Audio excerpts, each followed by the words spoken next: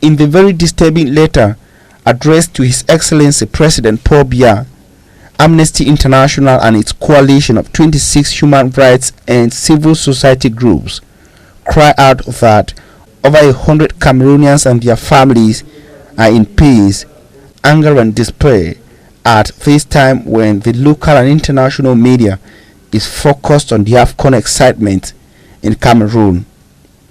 These are Cameroonians shut up in prisons, some for over 5 years, simply for protesting, according to the rights groups. Most face substantial sentences that mean they will be in prison for many years, in pain, anger and despair, away from their families. While analyzing their arrest, trial and long detentions for most, the letter to the president says the prisoners did nothing wrong beyond peacefully exercising their human rights.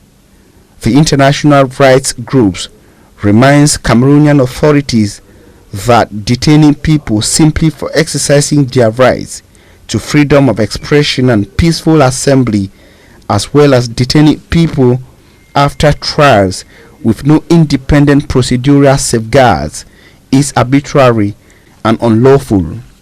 Mentioning few examples, the letter says a hairdresser and a single mother, Dogeles Nwisam, was moved to join the CRM-led protest about how regional elections were being organized.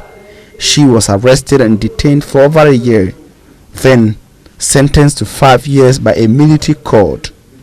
Others, like C. Conrad, was a journalist covering a protest in Bamenda when he was arrested and later sentenced to 15 years in prison. Journalists like Mancho BBC, Thomas Awa and Kingsley Njoka are also languishing in like circumstances, according to the letter from Amnesty International and 26 others. Amnesty International says the injustice and indignities faced by these people and so many others have multiplied as months and years have gone past. The rights groups say they are shocked by the injustice suffered by these people and the greater injustice that their arbitrary detention represents. For a better Cameroon, even after the Africa Cup of Nations, for a country with a just future, Amnesty International and 26 others ask that victims be freed and reunited with their families.